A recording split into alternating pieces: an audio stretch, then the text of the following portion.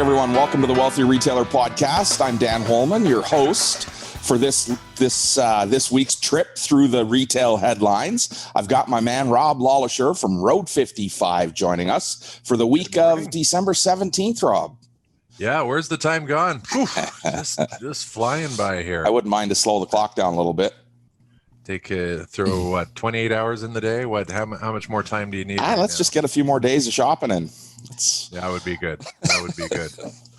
Yeah, we got some good headlines this week. A few of them just recently. Instagram Reels announced their new feature, and if you wonder what Reels is, well, that's the TikTok. We'll say the doubling of TikTok.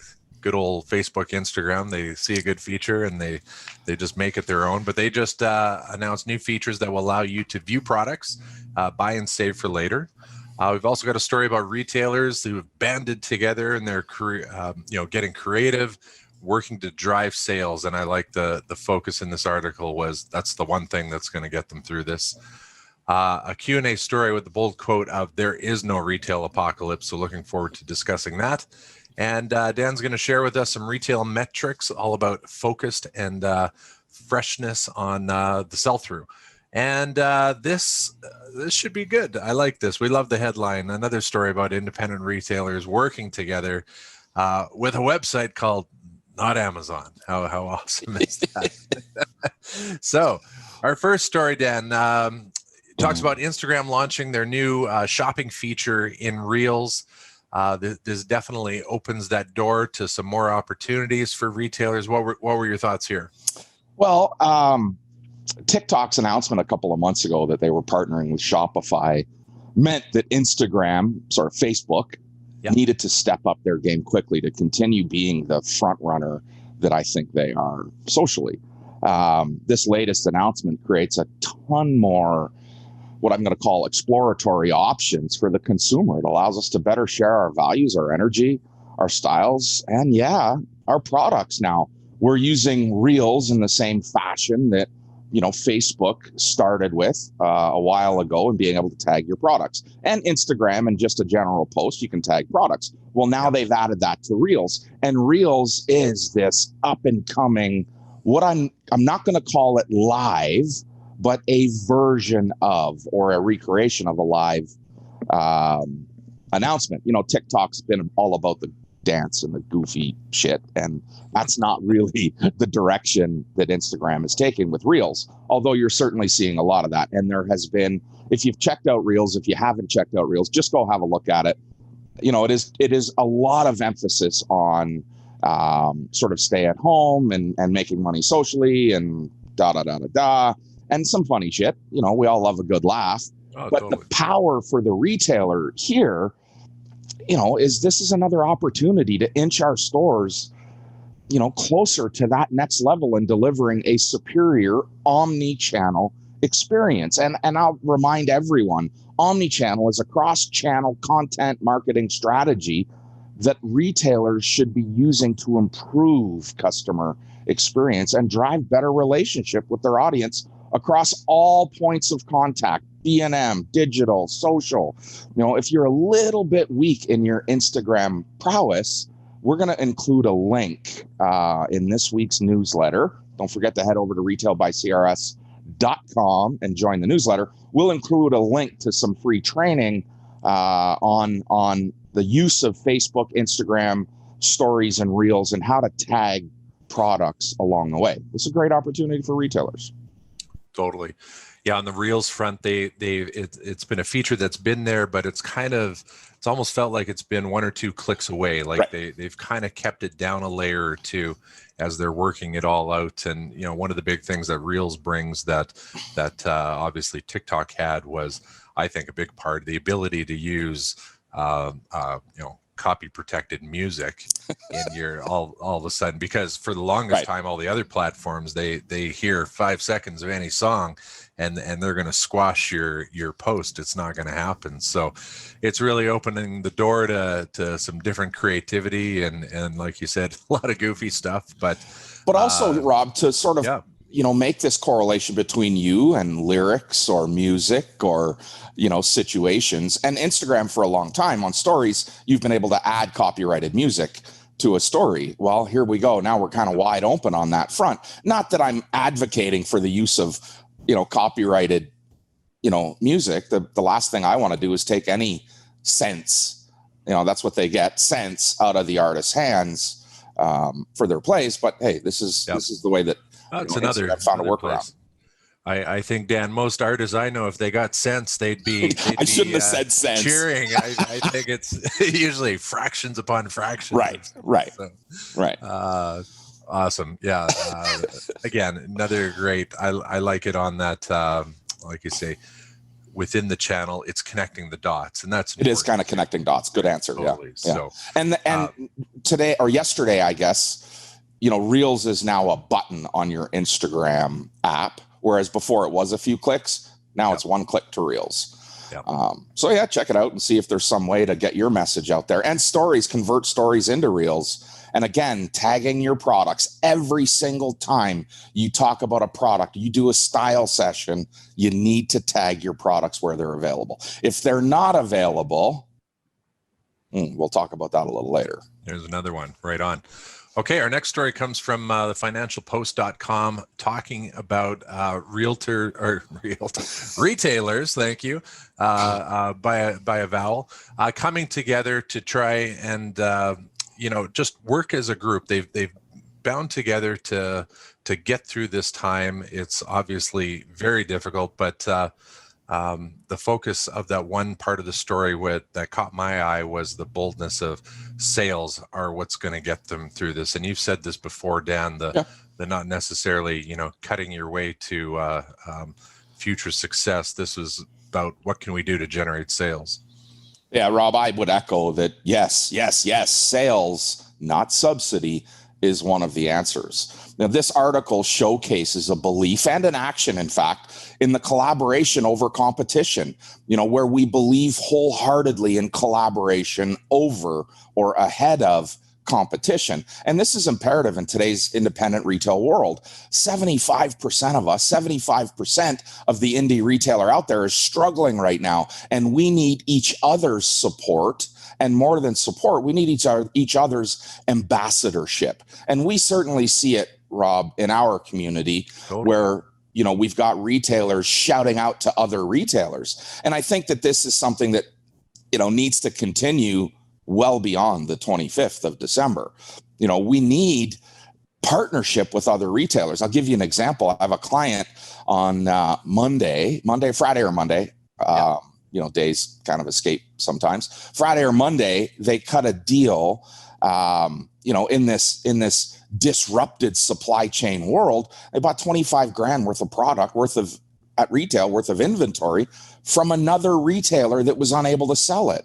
This kind of opens the door, to having this strong collaboration in place. And the retail community can be an opportunity to solve some of your inventory woes. If you have, full run, overrun, overstock merchandise, maybe there's a partner out there that needs some inventory, and together, we can inch forward.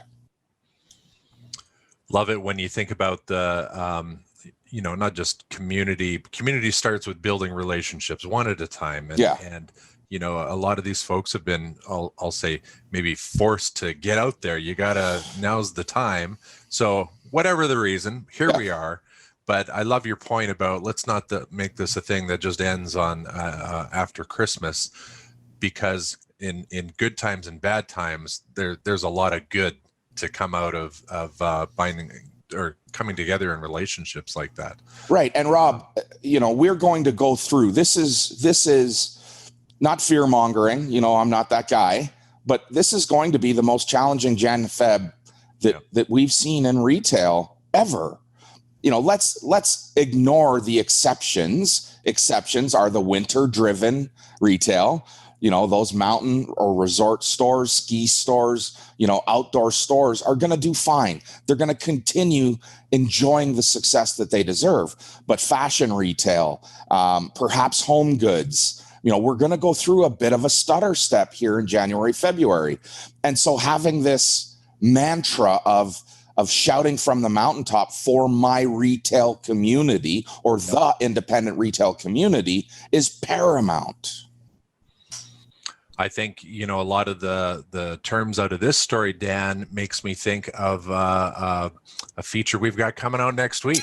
I was waiting to say, should I throw this out there? Yeah, it's we did a piece, folks, called Dan's 20 for 21.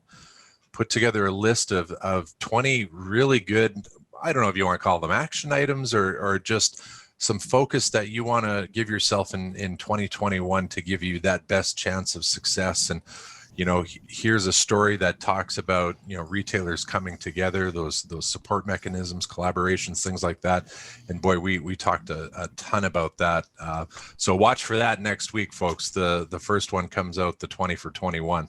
Looking forward to it. Yeah, and those 20 for 21, Rob, those are really what I'm going to call topics of discussion, things that you need to be thinking about and at some level taking action to improve in your business, so that a year from now we're talking about what a decent year 2021 was. Yeah. Well, I made mention too that while the list is retail driven, so much of it is entrepreneurial and business driven, and folks, you're going to enjoy it. It's a good one for just kind of that reset, that vision ahead for 2021, and looking forward to you hearing it. Remember, folks, this is brought to you by Canadian Retail Solutions. Let them help you find your cutting edge retail solution today. If you haven't yet, please visit retailbycrs.com. Sign up for the newsletter if you haven't. From the latest point of sale software to merchandise intelligence, open to buy plans, and more, they are here to help. Okay. Here's a good story. Came from retailinsider.com. It was a Q&A, the future of retail, the footprint in Canada. Focused in on that one quote. I love it. I gotta believe it, Dan. But just we're not in a retail apocalypse. Yeah, I mean, I guess it depends on your definition of apocalypse. But what I loved, this is a Q&A article, and it will be in the newsletter. There'll be a link to it. I pulled one question and answer out of this Q&A article, and the guys at Craig and his team at Retail Insider do a remarkable job of bringing forward good, bad, indifferent, supportive, whatever they feel like can help retail in general. And so this question posed to HRC Retail Advisory, consulting firm out of, I believe, Chicago, Illinois, or head office in Chicago. They've got 3 offices, 1 overseas and 2 in the US, but certainly are one of the thought leaders in retail consultancy. So the question was, what can or what should retailers do to fortify themselves for the new retail future? And the answer that came back, this is a complex answer, but the first question to ensure where possible that retailers are able to participate to the extent possible in essential categories, and those categories that are now more important than ever before. For example, tailored clothing will improve after the pandemic, but the belief is that casual loungewear and athleisure will become a much more important component of the clothing purchase.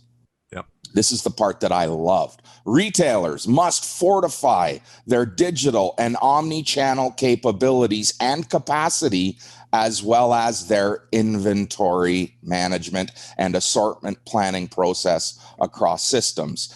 It is no secret how strongly I believe in inventory planning and merchandise intelligence. And our partnership with Management One has allowed us to help elevate so many retailers. When I say elevate, I mean more cash at the end of the day. And this article sort of pulled out for me the definite need to have retail planning as part of your business.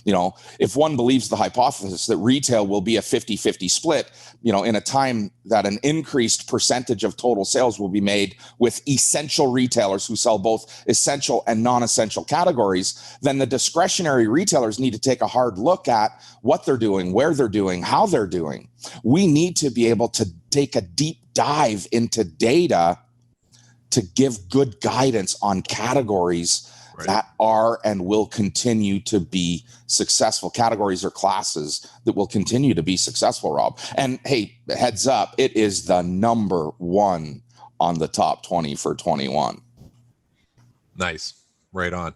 Well, that takes us into our next point, from Dan's, the retail videos that he has on his website, retailbycrs.com, or The Wealthy Retailer. This is a piece, Dan, that speaks to what you were just saying: freshness and sell through. Yeah. So let's chat a bit about this and maybe how it attaches to what you just said. Yeah. So freshness, Management One, again, here, a little shout out to Management One.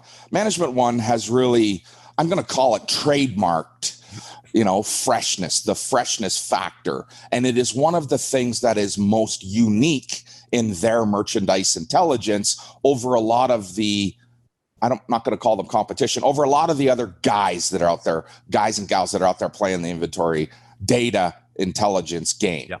Okay. Freshness and sell through are two critically important, merchandise or inventory metrics. And let's start with the freshness factor. The freshness factor is an indicator used to determine the weighted value of your inventory in each class of merchandise. So remember that a class of merchandise, assembled products that sell on a similar curve, that is a class of inventory. An example would be denim or sofas or candles. Got to have candles this year. Number one category at retail, I believe. So let's go back. Freshness. So this is the weighted measure of inventory's value. This measurement represents the amount of new inventory received in any period against the total retail value of inventory on hand in that category. The higher your freshness, the easier it is to sell it at full price. I've said this 1,000, probably more than 1,000 times, but it's true. When was the last time someone walked into your store and said, hey, show me something from last season, show me something from last year? Another way to think about freshness for us needs to be, brown bananas. How many brown bananas do you have in your store? If a ripe yellow or greenish yellow banana is worth $1, how much is a brown banana worth at the grocery store? And moreover, how much is that blackened banana worth? How much will you pay for it? If you think about your inventory as perishable, your freshness factor plays a critical component, a critical factor or methodology in maintaining healthy, clean inventory. Freshness is imperative in today's inventory, not just in bananas, but across all inventories. And so we can sort of do that math on freshness, but let's talk first about sell-through. Sell-through is the measure of inventory sold against your total inventory purchased, and it should be measured at the class level. Again, we want to think about our inventory in the same terms that she thinks about it. She thinks in terms of class, not item. She thinks of, not brand or vendor. She thinks of buying a new coat, a new jacket, a new pair of jeans, a new sofa, a new lamp. And those are classes of merchandise. And so when we think of sell-through in terms of units, we sometimes mislead ourselves. I urge everyone, coach everyone, to think of sell-through in terms of dollars. If I land $10,000 worth of goods at retail, $10,000 worth of goods at retail in a class that in turn generates $8,000 in net sales after my discount or markdown, I achieve an 80% sell-through. Not bad. Here's another example. If I land $10,000 worth of goods at retail in a class and in turn generate $11,000 in net sales, I will have achieved 110% sell-through. Is that possible? Yeah. Selling more than you're buying is not a sustainable model. It's not sustainable and is the first indicator to missed sales. A metric in retail, one of the only metrics in retail we can't count. So your question is it possible to sell more, to have 110% sell through? Of course it is. You always start with a foundational inventory. One of the key metrics in merchandise intelligence is how much stock do I need to generate sales? We call that a stock to sales ratio. If I have $3,000 in stock, will it generate $1,000 in sales? So if you're running at a 3 times stock to sales, you hold $3,000 at retail to generate $1,000 in sales, or $1,000 in sales. Okay. And so you're looking at your foundational inventory. You have this average inventory level across the year. And that inventory level is probably, maybe ideally, somewhere between 15 and 25% of the annual volume.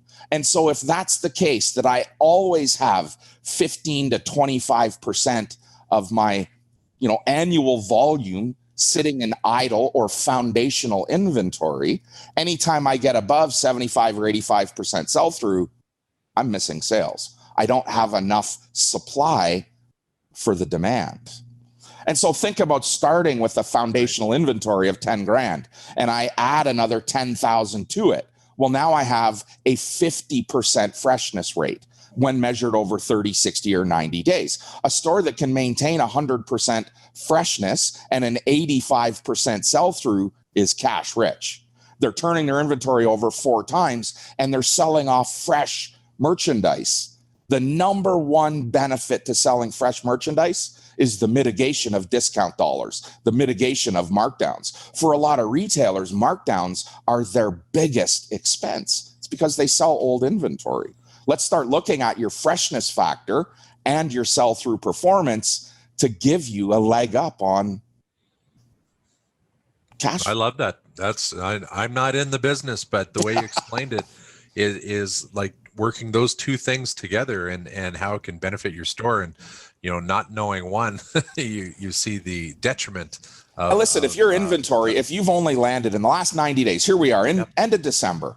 If I go back and look at my October, November, December receiving and weigh that against my October, November, December, my total on hand, if I have a 50% freshness rating or factor, that means that half of my inventory landed in my store before October or before September. How much value should there be in inventory that's 4 months old to your consumer? Or worse, what about the stuff that's 6 months old? And how is that, defeating your sales strategy? The fresher your merchandise, easier it is to obtain a full price sale. And I promise you, no customers walk in and say, "Hey man, show me something from last year." Yep. They say, "Show me what's new." Or, those sales seagulls out there, 3 out of 10, show me what's on sale. Yep. They want your old shit. Only sports fans who teams won in the past will say those things. Yeah. Show me last year's clips because this year's team is terrible. It's terrible. Yeah. And listen, I'll be okay to live in the past, but not I want in you retail. and think about these examples. Our sporting goods stores are the best example of why freshness is important. Last year's driver is, golf driver, golf club. Last year's model, they advertise it all the time. Last year's model's 50% off. So you can spend $600 on the 2021 driver or $300 on the 2020 model. Yeah. They themselves are demonstrating a devalue in old inventory. It's last year's model. I'm not buying last year's hockey stick unless I get it for 50% off. Why should I buy last year's jacket for any more than that? Yeah. When we played hockey, Dan, you could say, well, the wood in the stick has dried out over the year. It should be 50%. That's true. The old Kitchener hockey sticks. The old slap shot, I think. Yeah. Right on. Okay, I love this story. It comes to us from the CalgaryHerald.com. Oh, before I get there, just if you haven't, folks, head to retailbycrs.com. There is a video section there and a lot of great videos that provide a lot of this information that Dan just explained. If you like listening to an old windbag, sign up. There you go. And seeing him too. Yeah, you can see it. That's right. If you're not enjoying the seeing Dan in my pre-COVID state. This story, again, talks about these local stores joining forces to pull shoppers away from the big A. And they go even one step further. The new website called Not Amazon is the latest campaign urging, in this case, Calgarians, but they're doing this in multiple cities, to really think small, support small in COVID. But to your earlier point of this isn't going away. This is something that got to keep building that narrative going forward. What were your thoughts here, Dan? Well, I love this. Any fight against the big A is my friend. And I've said, I don't know for how long, stop being so bloody selfish. I'm saying this to the consumer. Stop being so bloody selfish. Get off of Amazon and get in and buy from your local stores. And this is that pathway or roadway to being able to do this. All of it just brings awareness to the importance of shopping local at this time. I think the website address is actually not -Amazon -Calgary, -Pori.app or something. The link will be in the newsletter. But, so there's a bunch of these not -Amazon -city websites that are just an accumulation, an assembly of local independent stores. I said it earlier.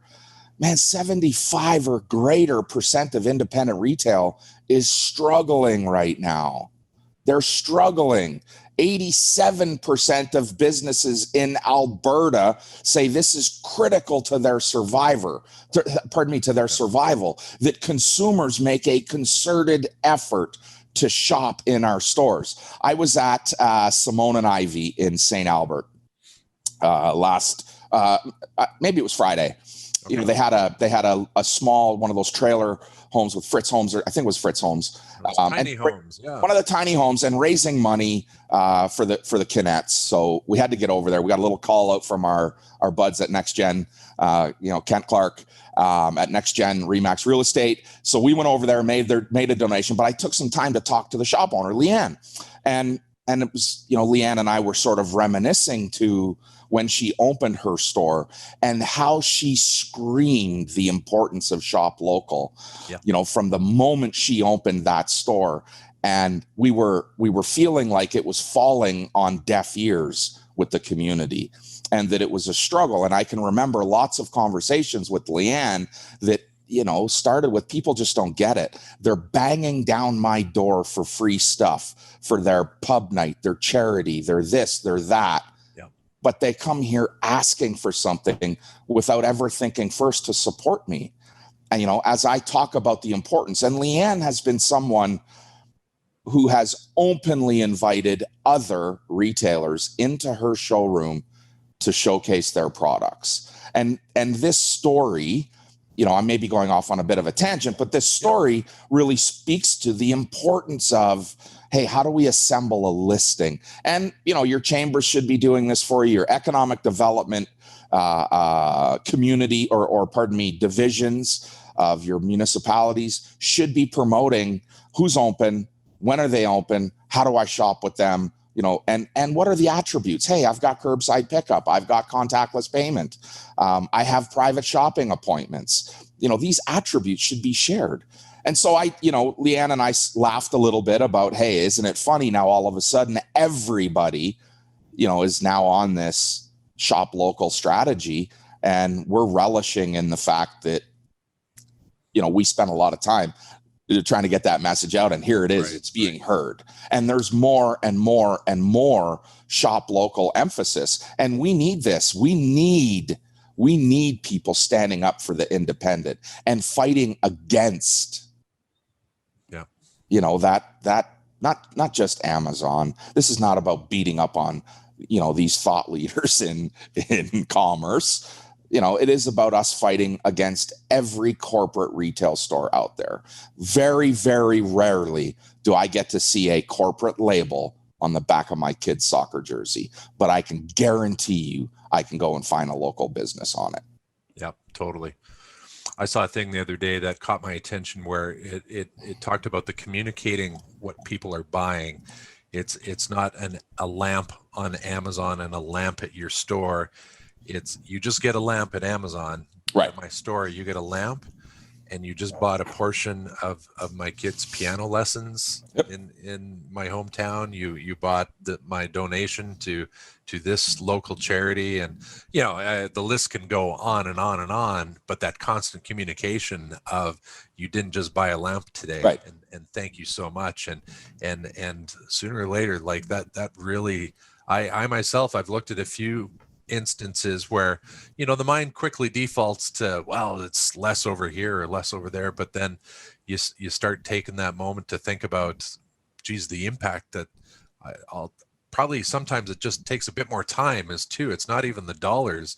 We've seen multiple cases where it does cost more on Amazon, but it's the perception of convenience that gets me to do it. Well, Rob, speed and convenience plays a big part in our impulsive world today. And I said this before, I say it again, get your head out of your ass, consumer. That difference, that $5 price difference that you might see on Amazon is the difference between my kid getting a dance lesson and my kid dancing in the street. Yep. And we don't get that. We misunderstand this. We misunderstand the value of giving someone a little more, whether that's a retailer, a waiter, or a waitress in a restaurant. I only tip 15%. Really, because that extra 3% is going to change your life. It might change theirs. Right. And is that really what we've become? Let's give our money to the person that needs it the least. Come on. This is not a socialist message, Rob. This is a screw you corporate, support your independence. I need the help right now. We constantly need the help. We're fighting battles here we've shared a couple stories this morning, and I added that third little tidbit of it's the constant communication, right, and shouting and showing them that that you didn't just buy a lamp today. Right. This is the shopping list of what you bought, but in yesterday you thought it was just a lamp for $5 less than this lamp, and it clearly wasn't. Right. Yeah, right on. Good analogy. Lots of Dan shared a bunch of great stories today that, as he said, we've got the links for them in this week's newsletter. In addition, we've got some more stories that might be of interest to you. There's one, I like this, a few things you might not know that could make a difference in the small retailers in your community. Boy, does that not sound like what we were just hitting on there? Story about an innovative food retailer running a contest to find the next great brand. And Dan, we've chatted on that before too, creating those new pop-up experiences in your store. Yep. Great incubation type opportunity. We think it, we thought it, now we know it. The poll has come out that Canadians prefer small retail over big box stores. So that was great to see. And we've had this a couple times, but here's another story about buy now, pay later payment, talking about partnering into the Canadian fashion and beauty retailers. So we're seeing more of that kind of work its way into, I'll just say, smaller purchases, smaller items. So this story has come up, I don't know, 5 times maybe. Yep. And I always say I'm either ignoring it or I'm going to say put it in the newsletter. And I've been watching to see if anybody's even clicking on it, because I'm not convinced that it's super relative to the Canadian economy. I think it's just another way of getting part of payment processing and collecting a fee on money. Version of a credit card, right? It's a bit of a version of that. But so, if you're a retailer out there and you have some interest in what a buy now, pay later looks like, shoot an email to dan@thewealthyretailer.com and let's talk about it. Awesome. And folks, we mentioned it earlier in the podcast, but watch for it next week. Dan's 20 for 21, a great list coming your way. And Boy, I needed a throat lozenge yesterday, Dan. That was our longest podcast. We've broken it down, folks. It's going to be some nice bites for you, but definitely watch for that. Just a good couple pieces to digest in when you get into those times where it's a little quieter. Now I got to start formulating some thoughts for it's gonna be a tough start to 21, but this is gonna be a list that's gonna help me make the best of it. So I think it is. I think so. Yeah, right on. I don't think I know it is. Great stuff, Dan. Awesome. Yeah. Good job. Great work. Folks, as Rob said, that 20 for 21 comes out next week. We're gonna not record on for Christmas Eve or Christmas Day for next week. But we will have that 20 for 21 for the next couple of weeks for you, if I'm not mistaken, Rob. So yeah, you got to stay connected, stay subscribed, and certainly, if you're not sharing the Wealthy Retailer newsletter, don't be afraid to send it to somebody in your retail community that maybe needs a hand up right now. Let's see if we can't get them connected. Well, and connected with you and the team at Canadian Retail Solutions, because remember, folks, at the core is they want to have those real and relevant relationships with you, because they're out to find you those solution-based sales services, maintaining that client-centered focus that you really need. You'll need it in 21. They do exist to make retailers better. So have a great day, a great week, everyone. All the best to you and yours, and thanks for joining us. Happy retailing, everyone.